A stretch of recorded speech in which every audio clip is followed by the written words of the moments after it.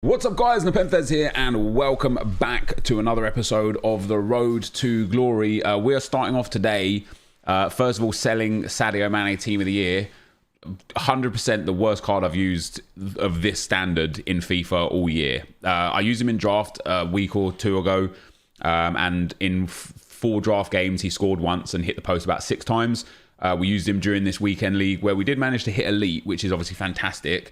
We'll get to that briefly, but he missed some sitters. I had 2 games left to get elite, and in the first of those 2 games I was 1-0 up and he literally missed the most simple goal from 8 yards out that you would expect, you know, regular base level gold strikers to score, and it went off the post and I ended up losing that game in extra time. And then in the second game, the final game that I had to win, once again the ball goes looped ball over the top, try to take the ball and press shoot for him to hit it almost on the volley. He lets the ball bounce and then heads it over the bar, and I was furious. I managed to win that one on penalties, which was a little bit fortunate. You know, the being elite or not elite was decided by a penalty shootout, but he generally was terrible. Just want to show you guys again, the consumables are going. I'm selling anchors real low right now. Instead of the 2300 that I was selling them at, I've been listing them a bit lower.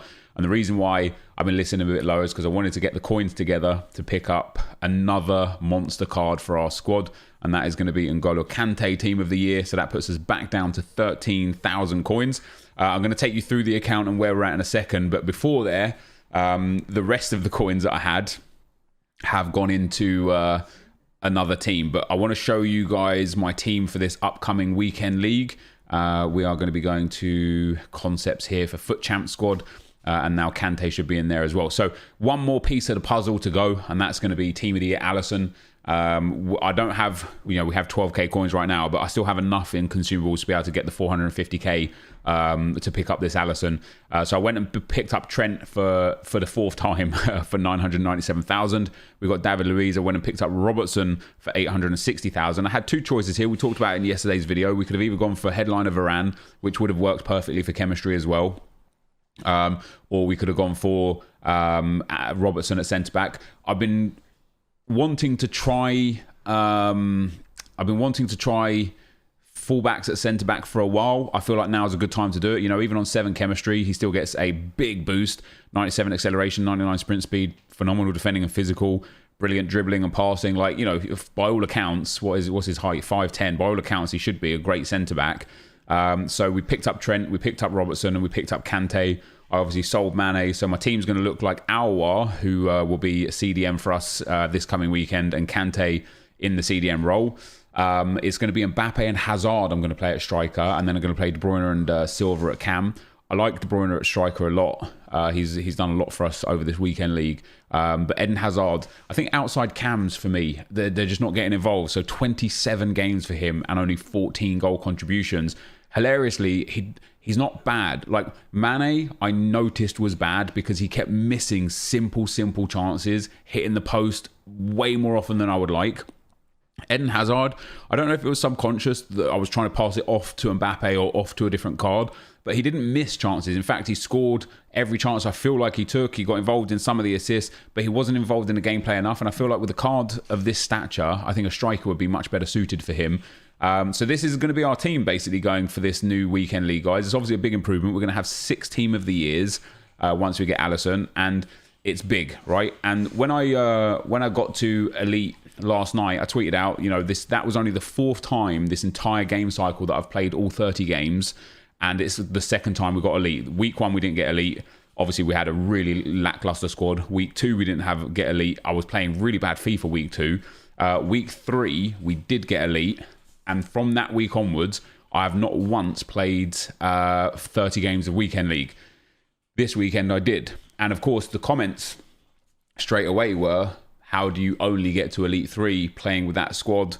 I should get 31 wins out of 30 with the squad that I have. And ultimately, it is a fair assessment. Like my squad is very, very good. And what you'll see from the games from today's video, it's going to be like old times. It's going to be post-com, not live-commed.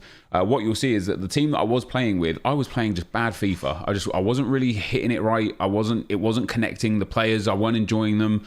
And I played about a 14. I was 17-2, so I played. I was 14-2, and then I went all the way up to 17-2 and progressed on. So basically, played 14 games in one block sitting without stopping.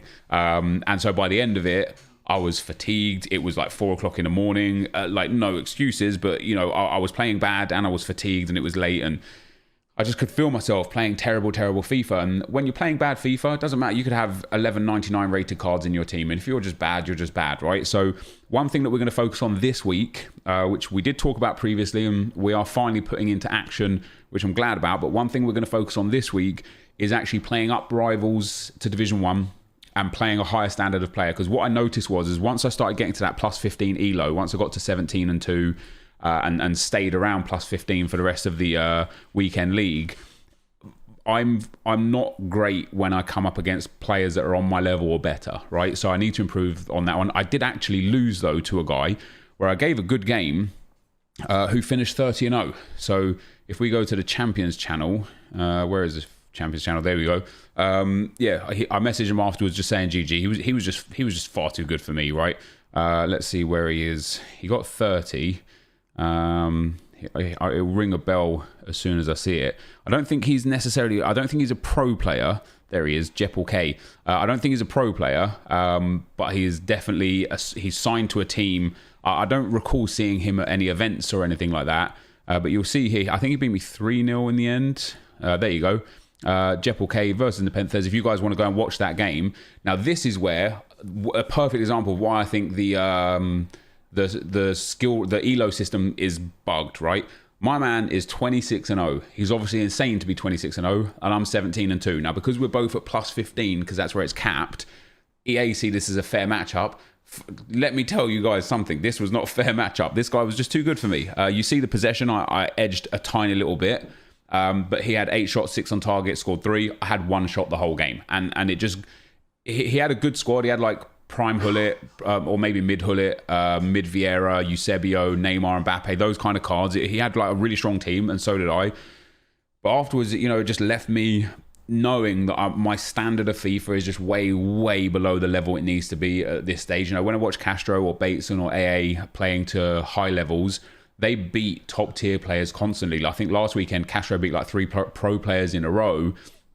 And for me to be able to get to that stage, I got to play against that level of player more to up my general game, and I'm not going to get that out of draft because the chances of me playing against someone that good is real slim, which means we're going to have to put the effort and the work in rivals. We are quite high in rivals anyway. I think I'm close to Division 1. Oh no, actually I'm back into Division 3. I'm not even in Division 2 anymore. That's because we was trying to get the player card last week. I started taking a few losses to de-rank myself, but I've got to do the icon swaps objectives this week and get the Orsic card, which will work on no problem at all. But after we get those done, hopefully I'll get those done as quick as possible today and tomorrow. I want to spend the rest of the week just playing with my main team, figuring out formations and tactics and whatnot that I want to be getting involved in, and just upping my general game, basically. So with regards to the club, as I say, I need about 450,000 more coins. I do have the ability to sell Edison. I just can't sell him yet because he's important to my first owner Premier League squad. Otherwise, I have to use Fabianski. So that's obviously not going to be happening. But after Dumfries and Edison, I only have an 82 rated card as my highest rated card in my club. And it goes to show just how much I've cleared out. I've got no more of those informs, no more 83s, 84s, 85s. It is just empty, right? In terms of consumables, I have now got through completely the anchors. They're all gone. I think I've got 1 untradeable anchor left. Yeah, one anchor, 1 hunter, 1 shadow untradeable. I've still got to go through the Hawks, which are selling pretty much on average about 700-800 coins. But I could get rid of them for about 1,000 coins. 600 on bid, so 800 easy. So we'll be able to get another like 60,000 coins off of that, give or take. And then the Deadeyes, they're insta-selling for 700, 750. So I'm going to start listing them up at like 900 or so and ticking off those. And just in Deadeyes and Hawks alone, I'll have enough to purchase a Team of the Year Allison. And then after that, I've got a few position modifiers left. Not much here either. We're talking like 30 of these, 15 of these, and 20 of those, right? Nothing major. And then we're empty on those as well. And then last but not least, well, I've got a whole bunch of contracts that I need to start working through again, but that will be the very last thing. And then I've got about 140 squad fitness cards, so a few more coins there. And then we'll start working on selling these again. So once I do get rid of those final few consumables and purchase Alisson, I'll probably have somewhere about 200,000 coins left, which will allow us to start working towards our next upgrade. I don't particularly know where my next upgrade is going to be. This team is pretty intense. I know I want Team of the Year Ronaldo, but to get Team of the Year Ronaldo, I would have to sell Mbappe. So maybe that would be the aim. Maybe, trying to get I need about 2 million extra coins. So maybe starting to work towards that 2 million, then sell Mbappe, pick up Ronaldo and go from there. Failing that, I don't know, like Robertson for Van Dijk, but again, I need about 2 million coins for that. Or even just adding Van Dijk in and putting Robertson at left mid and switching around some of the team to get Hazard on chem. But other than that, it's then about just trying to enjoy this game as much as possible with the team that I've got, whilst working towards the final player or two to really upgrade this squad. And seeing this team now just makes me happy that I didn't go FIFA points on this account. But at the same time, I understand I'm only here because of some unbelievable luck with, first of all, the headliners Neymar, and secondly, that Roberto Carlos icon that we packed within the space of like 4 days. That was obviously a massive boost, and that's why we've got Mbappe in the squad. Without those two pack pulls, we don't have Mbappe. So I got really, really fortunate that happened. In the terms of Neymar headliner, pretty gutted I sold him now for two reasons. Number one, I think he would have been a lot of fun to play with. And number two, he got 2 goals on the weekend in PSG's 2-0 win. He's shot up to 4.5 million. He's going to go now up to a 95 if EA give him a team of the week, which they should do. And then obviously PSG are only 2 more wins away from him getting bumped to a 96. He's going to be an insane card. Like, he will get to 99 by the end of the year. And I could have had that first owner. So a bit frustrated with that. But that's where the account is at. That's where I'm at. That's where the team is at. So hopefully by tomorrow's episode, we'll have that Team of the Year Alisson as well. Hopefully I've been able to grind enough for that. And I've still got, of the 40 items on the trade pile, there's still a whole bunch of anchors as well. So there's at least like 20, it's about 20k in anchors. So even before I sell Edison and the Deadeyes and stuff, we'll get close to like 50, 60k back into the club. So we're in a real good spot. But for now, guys, we're going to go ahead and get into the gameplay from this Foot Champs weekend. All right, guys, as we get into the gameplay, we have got near 20 minutes of lots of games. I can't remember the exact record when I started playing. And I think there's a couple of games that I didn't record in here as well. But we've got a whole bunch of comments from the comment section from yesterday's video. The first one is from Ryan that was shared as a comment from a fair few people. He says, Nep makes me angry when he doesn't have 10 chem on every player. When you play with players like Hazard or Team of the Years and stuff, their stats are already capped. So having them on 10 chemistry is largely irrelevant. If you're playing with, say, Player of the Month Jamie Vardy, having 10 chemistry is really important because you need the 90 total boost of in-game stats. If you're playing with someone like Team of the Year Mbappe, he already is absolutely insane. You don't need the extras. Does that make sense? So whilst looking at it probably is frustrating to see those players and stuff off chem, in game it makes no difference. Or at the very least, it doesn't make any tangible difference that you're going to feel or understand. So I personally don't mind it.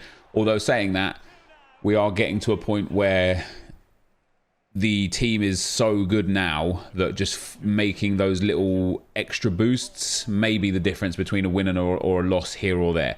So yeah, it's very possible. You know, we're trying to. In fact, in the new squad that we built, which you guys will see tomorrow, everybody bar De Bruyne and Mbappe are on 10, and those guys are on 8. And with those, again, they get such a maximum boost anyway. But it really doesn't make much of a difference. The next 2 comments are about the same thing. One from Benny Boy says, this guy really still talking about that Scream Jiko, man. And the other one from Mehmet Ralph Tahamila. He says, Nep on Mbappe. This card should be incredible, but it just isn't. Nep on Mane. This card should be incredible, but it just isn't. Nep on Jiko. He has the same game to goal ratio as Mbappe. And he then says, I'm wondering what is it that's so special about that Jiko. So first of all, a few things. First of all, One of the things that was good about him back when I was using him a lot is that he had a 5-star weak foot in a meta that favoured shooting from the top of the box. And so even though he only had 2-star skill moves, getting the ball into his feet and being able to turn at any angle, and here's that Jepal K guy that we played, and there's his team, obviously pretty incredible team. Being able to turn either side and shoot without consideration was a massive win, and it allowed me to score so many finesses from the edge of the box that were really important. In fact, I think Jiko was in the team, the weekend league that we got our first ever Elite 3. So he was important there.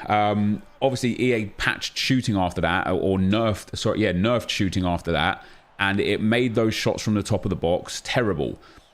What EA have done with the most recent patch is reintroduce those very strong top of the box shots, and that means that Jeko would be good again. Now, something to note is, I haven't played with him in this patch, so I don't know if he'll be good. I'm just assuming he will be good. He might be terrible, right? And it's one of those cases of, why would I use him when I've got Mbappe or Hazard or Mane? It's just illogical to use a lesser player. The second thing to consider is, when I had Jeko and was playing with him, we were playing against far lesser squads, right? We weren't playing against Screen PKs and Varans and Team of the Year Van Dijks or Van Dijks in general. We were playing against Lindelofs and Rudigers and Eric Bailly's and that, Eder Militao base cards and Titties, and it was like, the whole game has changed. So once again, I'm not entirely sure that he would be to that degree again. But what I will say about him in a positive sense is this: there's always a few cards every year that are way beyond the current like power curve, right? Last year, as a prime example, Gareth Bale Team of the Year nominee card and Zlatan Ibrahimovic flashback card, Juanfran flashback card, which was one of the very first released early on in the game, was a right back that was viable all the way through until Team of the Season, and probably even throughout the whole game cycle you could have used him, because he was that far ahead of the power curve that he was in everyone's team.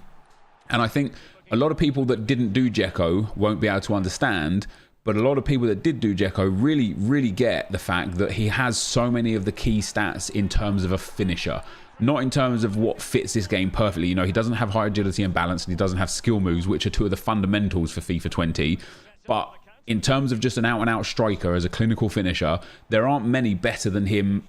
Even now with Team of the Years and Prime Icons and stuff, he's up there with the best of them in terms of just the ability to pop the ball into the back of the net. And this year there's been a few cards like that. I think David Villa is another one of those cards that is just up there as one of the best. I think there's a few gold standard cards right now that are still up there. I know a few people use that Futmas Sissoko still. I haven't used him, but I don't think I would like the look of him, but who knows. And so yeah, there's ultimately like a whole bunch of players and a whole bunch of cards that are out there. As looking on the screen now, that David Luiz card, he is going to be one of those cards that will be in people's teams until the Team of the Season, because he is so far ahead of the power curve and is, other than Van Dijk, the best Premier League centre-back. And so I just think there's just a lot of cards out there that are like that come across, every once in a while, where you're like, oh, this guy is one of those beast cards. Now, for us, in terms of our main team, that's not really going to make much of a difference of those cards going forwards, because we're going to have about 6 Team of the Years in our squad now and progress on from there. But for objective teams, players like Jeko doing a Serie A first owner squad, players like Kent for an English first owner squad, players like even that Shah card for a Premier League centre-back, he's up there with one of the best Premier League centre-backs. So, we're going to be able to use those guys for objectives. And now that we've got like a top-tier main squad, like a really high-end main squad, we can actually now start putting our coins towards building top-tier objective squads, and so that I can actually retain like a Division 2 or Division 1 skill rating whilst completing objectives without suffering and struggling in terms of playing the actual game, So the next comment is from Adam. He says, I don't know how you think you're going to be motivated to play games again, Nep. This game is honestly complete trash in terms of the gameplay side. Team doesn't change any of the stupid things that occur in the game on a game-to-game basis and make the game unrewarding and boring to play after a few matches. Ultimately, you are right. I'm definitely I have a a refreshing want or urge to play now because of the players I've got that might taper off, you know. But this weekend I got to, as I say, I got to 17-2. I could have just left it there. I could have just given up at that point and just been like, whatever, man, goal 2 is good enough. And I just decided to play on because I'm like, what's the point of grinding? Like, literally, it gets to the point where it's like, what is the point of grinding for these players if I'm just going to play to 14 wins and stop? I may as well not even play the road to glory at all ever. If we're going to do the bare minimum. Now, what I struggled with a lot whilst getting to this point is I never saw the possible progression between the 95% team and the 100% team outside of grinding menus to the highest degree. And I don't want to do that this year. I enjoy playing the game more than I enjoy the menus this year, which is crazy because, as you say, the gameplay isn't necessarily the best.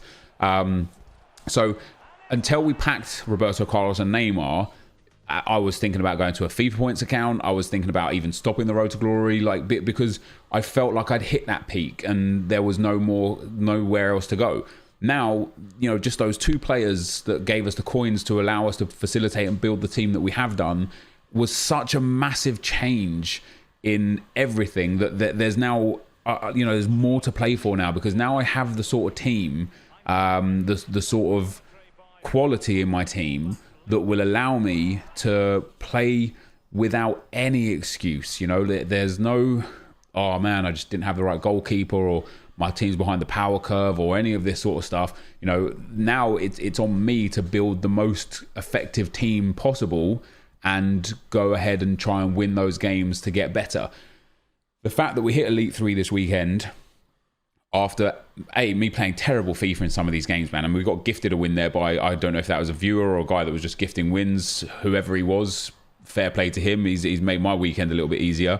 But now that we got to Elite 3, it gives me a platform to build on that, that even the self-doubt that I had in terms of am I good enough to still hit Elite has gone.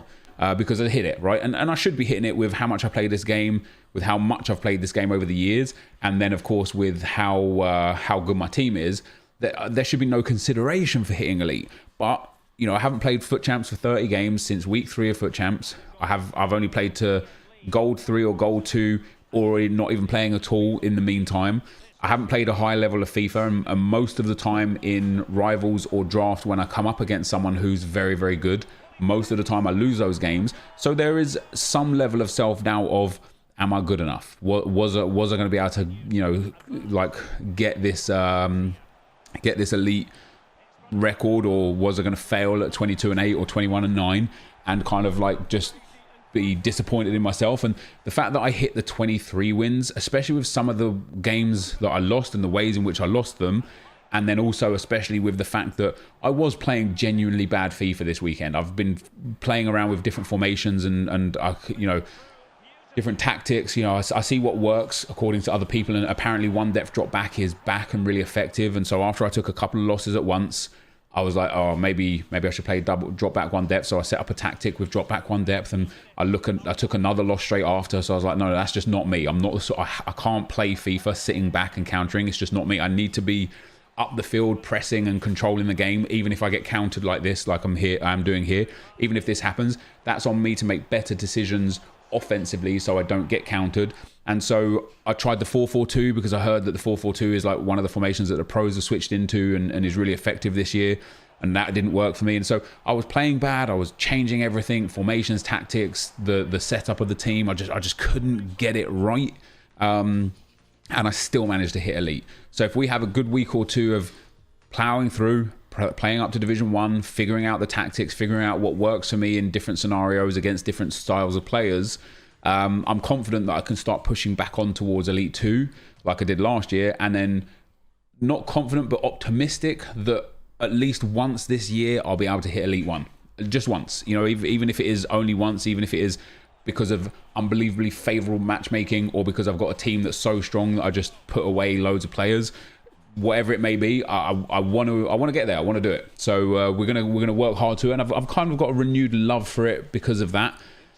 And because of that, in spite of the gameplay problems, it engages me in this game. And that's probably why I play Draft so much, because in spite of the gameplay problems, Draft is still rewarding for me as a player of the game.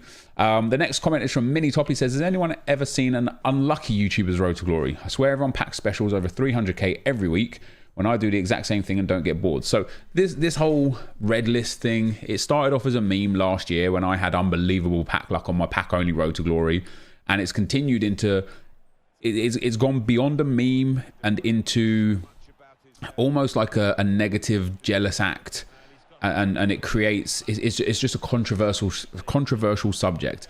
Let me tell you something. EA do not boost anyone's packs, right? Somebody will explain it in the comment section again, hopefully, if they're here. They've explained it before. A viewer who is in the gaming industry explained how it would be literally impossible for EA to manipulate one person's or a group of people's packs on an individual basis. But failing that, I think if the kind of team of the year was a good example of how, right, I had 2 videos where I spent about half an hour to 45 minutes doing nothing but opening packs and getting nothing good out of them. And all that was in those videos as far as comments went were, we don't want to see this, only show us the packs that are good, boards or walkouts or special cards. And so once you start creating a narrative of every pack that I show you is a board or a walkout or a special card, you start to see that all I'm packing is boards and walkouts and special cards, because you don't see the hundreds, if not thousands of packs opened where I get nothing of note. And it's the same for other content creators. What you have to remember and understand is, for me, for Lasty, for Fuji, for Skills, for Bateson and Nick and whoever else runs a road to glory that I've forgotten about, AJ3 for his Idiot's Guide to a Road to Glory. For all of us here, this is our job, right? So we spend an abnormal amount of time on this game compared to even your most avid FIFA player and fan that this isn't their job. If you're at school right now and you get home at 4 o'clock every day and you play from 4 or 4:30 until say 9 every day, that's you getting about 4 to 4.5 hours on FIFA. Well, I do about 3 times that amount. I do 12 to 15 hours if I want, sometimes 6, sometimes 4, sometimes 2 hours. Sometimes I don't play FIFA at all. That's not very rare, but sorry, not very common, but sometimes I don't play FIFA at all. So if you think how much you open is a lot and you didn't get much, rest assured that almost every content creator is opening at least double or triple the amount of packs that you're opening. And some people just refuse to believe and acknowledge that. Like, you say you do the exact same thing and you don't even get boards, TOTY. Well, then you don't do the exact same thing. Because if you're doing the exact same thing as me on a week-to-week basis and you don't even get boards out of your packs, then you are either the most unlucky human being on the planet, or you are misguided in what you believe I do versus what you believe you do and every other content creator. And that's just the harsh reality of the fact that you guys just don't do as much as we do. You don't know. I played how many games? Like 1,600 games already this year. I've won the draft 97 times. I've entered the draft nearly 160 some odd times. So I've got 97 draft wins worth of packs under my belt. Do you have that? Probably not. There are some guys out there like Julius and Viper that watch me that have got more draft wins than me. There's a couple of other guys that have got as many draft wins as me. But ultimately, I probably have, in terms of our community, one of the top sort of like 5 or 10 draft wins in the whole game from my community. So, think of 97 draft wins worth of quality packs. How many 50k packs I pulled out of that? I've got 3 100k packs. I've got the coin bonus twice. I've got the 2 mega packs at like 8 or 10 times. Getting those rare gold packs constantly. Like, we've been picking up so many packs throughout the course of the year, throughout the course of the game cycle, that you just aren't on that level. Even if you think you are and you want to believe that you are, that the fact of the matter is that you and anyone else that thinks that YouTubers are getting these boosted packs, you just got to understand and appreciate exactly how much we do and put in. The next comment is from Liam. He says, I stuck a Sentinel and Alwar and he's brilliant for me next to regular Kante. So I will be putting Alwar into my team now. And when I tweeted out last night that I got to Elite 3, Maverick from Maverick and Wolves responded that Alwar was a game changer for him. And he actually got Elite 2 this weekend with Alwar. And he thinks he's one of the best players in the game. So I'm really, really excited to get Alwar into the team next to Team of the Year Kante. And there you go, guys. We end up winning 3-1 on penalties in a tough game, man. That was a tough game. Another game that I was playing terrible FIFA, and I snuck through to get the penalty win to take us to Elite. So we end up hitting Elite there, guys. It was tough. It was a stressful weekend, but I'm glad I pushed through and did it. Not just because we hit Elite. Even if I only got 22 wins, I still would have been glad that I went through the 30 games, because I want to get back into the habit of constantly getting into the 30 games. That, though, guys, is going to be the end of the video for today. If you did enjoy it, be sure to leave a like, rate, and comment, subscribe to my channel if you haven't already. But for now, guys, I'm out. Peace.